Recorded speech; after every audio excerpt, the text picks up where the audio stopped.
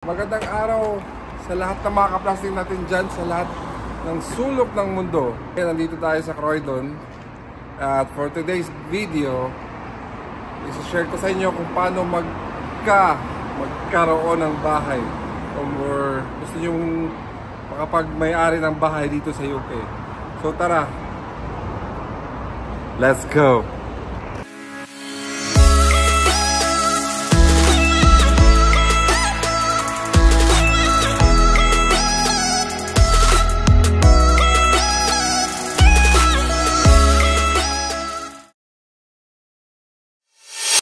Hello guys, hello mga ka-plastic. So andito tayo ngayon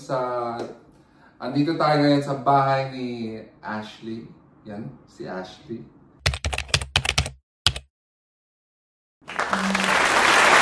Mga itatanong natin dito sa kanya kung paano magkaroon or mag-own ng house dito sa UK.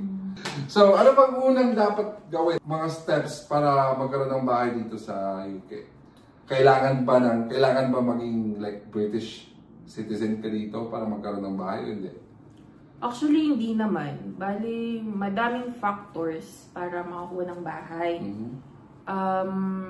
Siyempre, unang-una, kailangan mo rin ng hindi naman permanent residency kasi may mga nakakuha din ng mga working visa. Kasi madaming klase ng visa sa UK na pwede ka makakuha ng bahay. Yung case kasi namin, dahil siyempre matagal na ako sa UK. So, nakabili kami ng bahay. Tapos, syempre, gusto din namin mag-settle dahil nag-asawa na rin ako. So, nag-plan na kami bumili ng bahay. Ano bang mga factors or ano bang like unang dapat gawin or anong isi-search mo kung pipili ka ng bahay? Siguro, sa case kasi namin, ang ginawa namin is location. So, nag-check kami ng crime rate, kung yung borough ba. Kasi nasa London kami, so nag-check kami kung yung borough sa London ay yung crime rate is maganda kasi nga may baby na kami. So, syempre, pag bumili ka ng bahay, kailangan alam mo din yung crime rate kasi mag-aaral yung anak mo dun sa kung saan kayo bibili ng bahay. Tapos, after nun, syempre yung affordability nyo. So, let's say kung magkano yung afford nyo, 300, 400k, 500, 600, up to 1 million kung afford nyo. Especially kapag sa London area kasi, lalo na sa inner London, sobrang mahal kasi ng bahay. So, medyo nasa greater London kami. So, napili namin, kaya dito kami tumira sa borough na napili namin para at least malapit sa work ng mister ko, tapos malapit din sa work ko. I think yun. So, location, tapos crime rate, then affordability. Tsaka, syempre, importante din yung deposit. For example, yung bahay na napili niyo worth 250 or lagay na natin 300.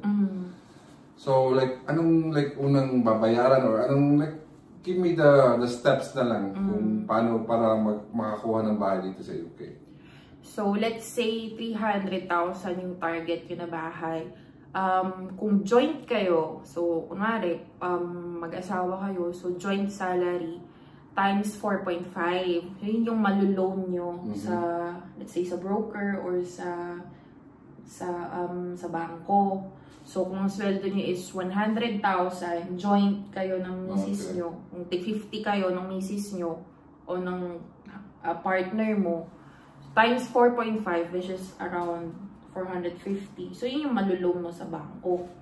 Depende pa rin yun sa affordability percentage. Kasi ang affordability percentage, syempre lalabas dun yung credit history mo, tapos yung mga billings mo, kumari credit card, kung may mga loans ka.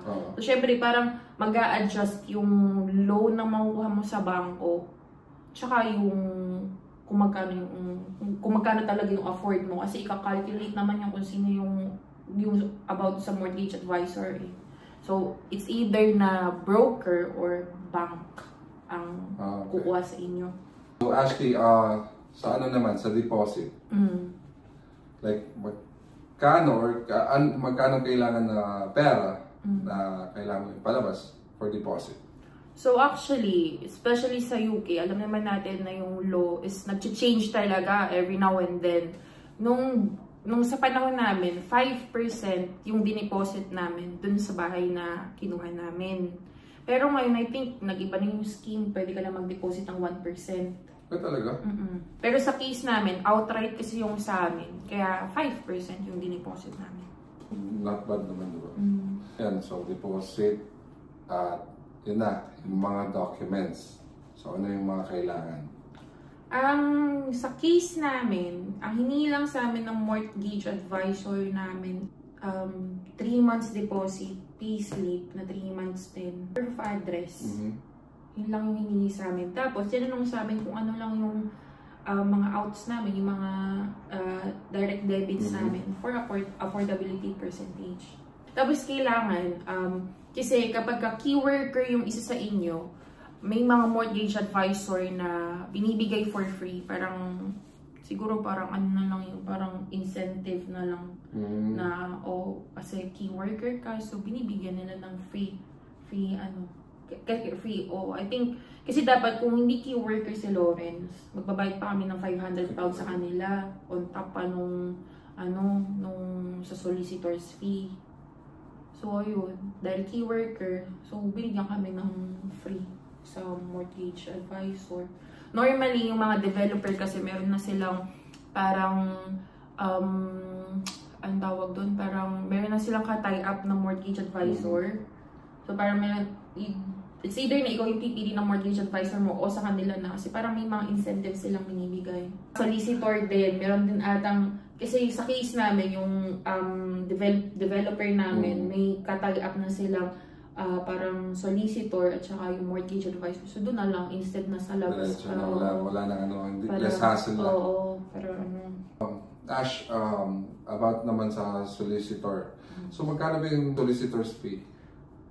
Nakadepende rin yun. Sa amin kasi, ang solicitor's fee namin is 2,000 pounds. Hindi pa kasama doon yung mga surveying. So I think yung surveying namin is parang sa mga 200, 300. Pero kasi may mga solicitor na kasama na lahat doon. So parang package na talaga siya. Pero mga more or less 2,500 ang solicitor's fee. So overall total, ang kailangan mo para makabili ka ng bahay, hindi lang deposit. So kailangan mo na isipin din yung solicitor's fee on top ng deposit plus stamp duty. So, sa London kasi, may tinatawag, especially sa mga first-time buyer, meron silang bracket na yung amount na yun, hindi ka pa magbabayad ng stamp duty. So, pag lumampas ka doon, magbabayad ka na ng stamp duty. So, yun yung nangyari din sa amin. Okay. So, yun, tatlong yun. So, hindi lang talaga deposit. Kailangan mo pa rin ng solicitor's fee, tsaka ng stamp duty fee. Parang ayaw ko na kumuha ng bahay dito. Hindi, pero kung sa countryside kasi mura. Mas mura lang. Oo, kasi imagine mo, makakabili ka sa countryside ng 200 lang. Kasi ano to dito, no? Zone 5 kami. Medyo labas na yun ng London. So medyo, may mga cheap, hindi naman, like, cheaper siya compare sa London. Kasi hindi ka makakuha ng, kasi 3-bedroom flat yung sa amin, hindi ka makakuha ng gantong amount pag nandun ka sa London. Inner London pala. Kasi mahal na dun sa kanila. Like, I think, dun sa parents ko, parang, zone, ano kasi sila, zone 4. Colindale. Pero inner London kasi yun eh. London Borough of Barnet kasi yun. Kasi malaki kasi yung Barnet area. Kaya nag-zone 4 sila. Dati silang zone 3, ngayon zone 4 na. Yung 1-bedroom flat is 400 mahigit. Ay, ganun. 1-bedroom flat lang siya. Kasi na inner London kasi, so parang sobrang mahal. Nga lang, medyo mahal, medyo mahal kasi yung UK, di ba? Mahal talaga yung cost of living dito sa UK. Medyo complicated siyang pakinggan, pero once na makakuha ka kasi ng proper mortgage advisor, mag-guide ka talaga nila step by step kung anong gagawin. At saka, ang advice ko lang, like, sa amin kasi naka-6 o 7 kaming viewing. Different developers, different London boroughs. Kasi taga-London kami. Kasi tinitingnan nga namin kung ano ba yung ano pa talaga yung, kasi mafe-feel mo sa bahay eh, kung homey ba siya, kung ito ba talaga yung para sa'yo. So, mas maganda, the more, diba, the more na na-view mo yung bahay, madami kang mako-compare.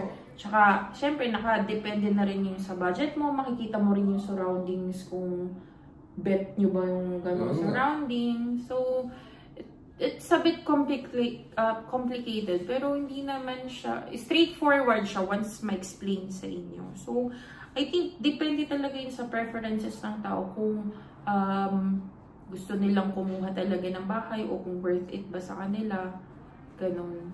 So, kasi, syempre, iba-iba naman tayo ng preferences. May ibang gusto lang nag-rent, may iba na gusto nila kumuha ng bahay, ganun. Pero, ito, makakatulong to sa inyo kung like kukuha kayo, at least like may idea kayo kung paano. So yun mga ka-plastic, Ash, thank you so much for your time. So yun guys, sa mga di pa nakasubscribe, subscribe nyo lang Plastika TV. Thank you so much. God bless. Bye. Bye-bye.